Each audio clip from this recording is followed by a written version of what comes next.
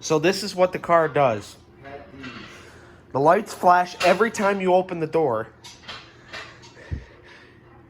The ignition goes on, the dash lights up, but it won't crank. For some reason. Central locking system.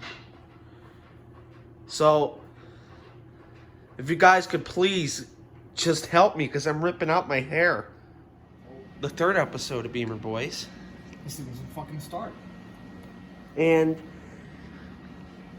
we got a new intake boot. We got a new camshaft sensor because it was throwing a code for a camshaft sensor right after we put the intake boot on. When we got back from getting the cam sensor, the car wouldn't crank. It was throwing a code for the EWS, so we're trying to hook the laptop up to the computer. I mean, the computer up to the 20-pin connector to try to pair the EWS with the DME. I think I said that right. But either way, it's being a pain. So, it's one thing after the other. Lots to do today. So the first thing is to just try to get the computer to connect to the car. That's not really wanting to work right now. So, when that does happen, we'll come back with any further results. So, a lot's happened. We're having a lot of problems with the 740. EWS problems, what could be key problems, I don't know. But it is turning out to be a major issue. I'm gonna have to call the dealership tomorrow morning and have another key made because I don't have, the spare one stopped working. I can't get in the trunk. My buddy's laptop will not connect to the computer for some reason. I don't know why. But we're going to try messing around with that some more to try and get it to connect. But other than that, I don't know what else I could do to it till I get the new key. And hopefully BMW can get me a key tomorrow for it. And yeah, that's about all I can say. You know, we've put a cam sensor in it because it threw a code for a cam sensor, fuel injectors, new intake boot, stuff like that. And then we just come back and the car won't start. And every single time, look, if I open the door, even if I don't do anything, but just simply open the door every time, as you can see, the alarm goes off. Every time, never fails. That's a problem.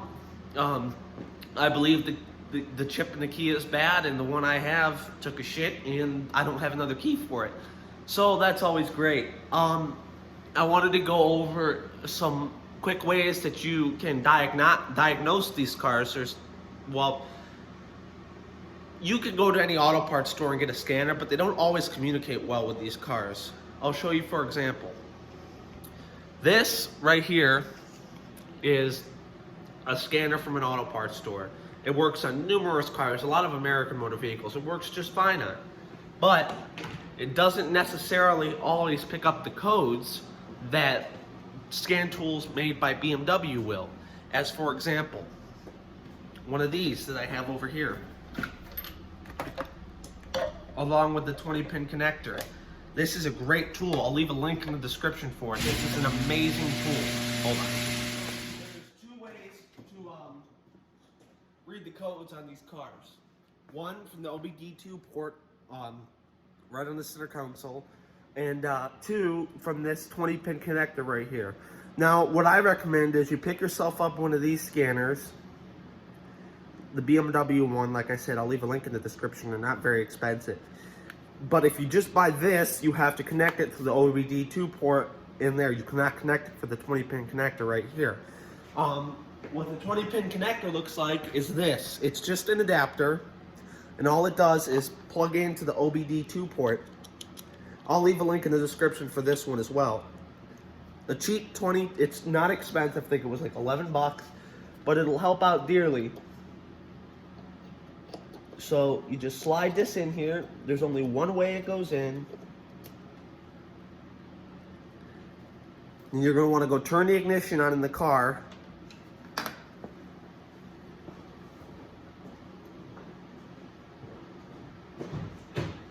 Once again, the alarm is going to go start flashing.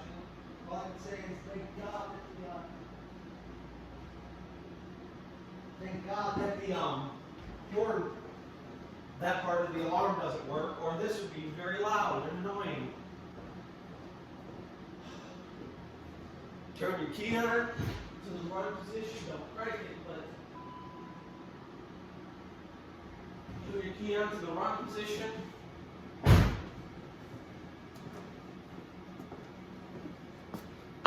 For this particular one, you'll hit this button right here. No, this button right here, auto scan. It'll say on communication.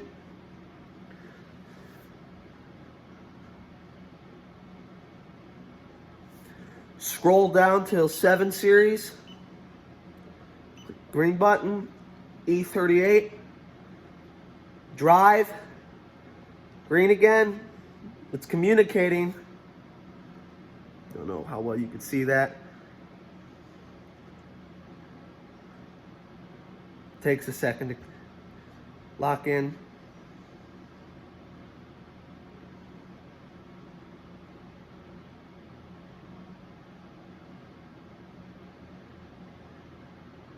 Takes a second sometimes.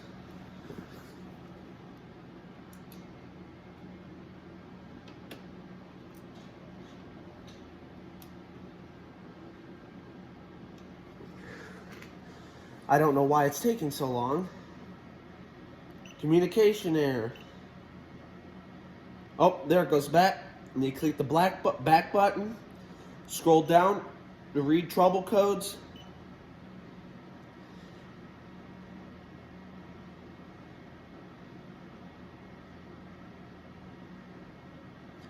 We get 2 codes.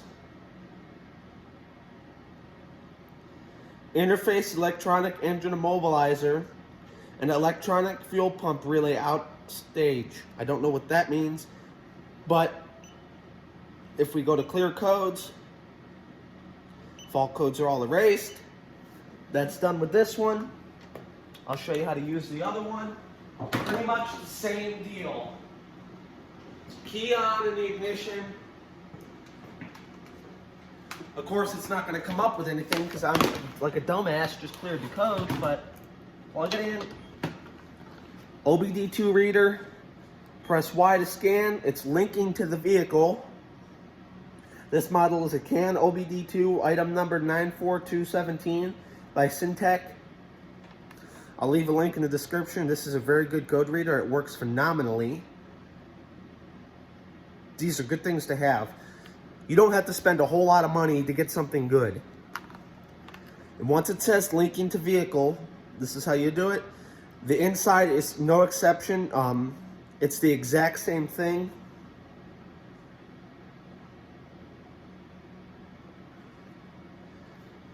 Now, I'm going to try and hook up my buddy's computer again in this. If that doesn't work, then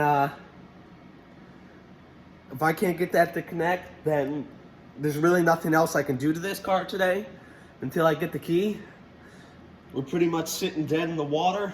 But the E36 needs quite a bit of work. We got to diagnose that, and I got to try and get it to dry out. So that is going to be coming in the garage today. Yeah, we're having problems with that too, which we believe is either the EWS or the ECU. So we're going to do some diagnostic work on that today too, and see how far we get. So back on the E36, a few things we need to do. Check some connections on the ECU to still see why it won't start. Whether it's the DME issue, the ECU issue, or something else. It cranks, it's got no spark and no injector pulse. The fuel rail's broken, so I have to pull the fuel rail off to replace it, but that's not the problem. This happened before that.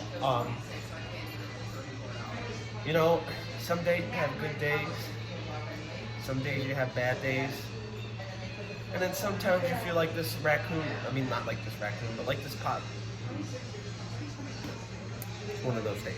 Anyways, some days you feel like this possum that's right here. Get off there, you cocksucker! That being said, the first thing I would like to try to do is pull off the fuel rail. and I'm not quite 100% sure how to do that, how to completely disconnect it. But what I do know for sure is, if you look right here,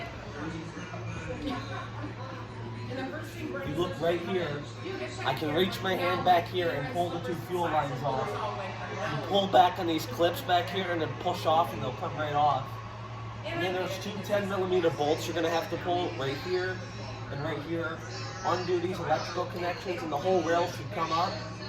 Unplug your Vanos solenoid, and then hopefully you could just pull the whole fuel rail up. This engine was running perfect after the head gasket. We put it all back together and it ran like a dream. It really, really did. I know I didn't film that part, you didn't get to see that part, but it did run like a dream. So, that being said, time to take that off. Pull the fuel rail out, as you can see. It's not that difficult to do. I mean, it's a pain a little bit, but pretty simple. Right here is your fuel in and out. I mean, going into the ejectors and return. One of these two, I don't remember which one it is. But there's two 10mm bolts that go right here and right here, as you can see.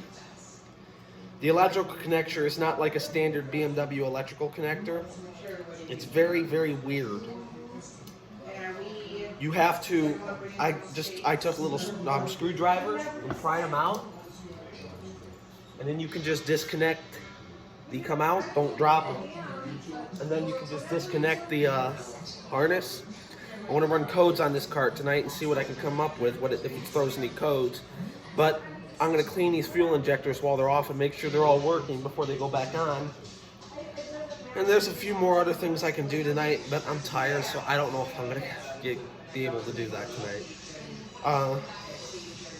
So, fuel rail's off. I have another fuel rail I'm putting on. The reason I'm replacing the fuel rail is you can see the Schrader valve is busted off. I broke it off trying to test the fuel pressure. Other than that, it's very simple. This is the part that stays on the car, right here. So, it's very, very simple.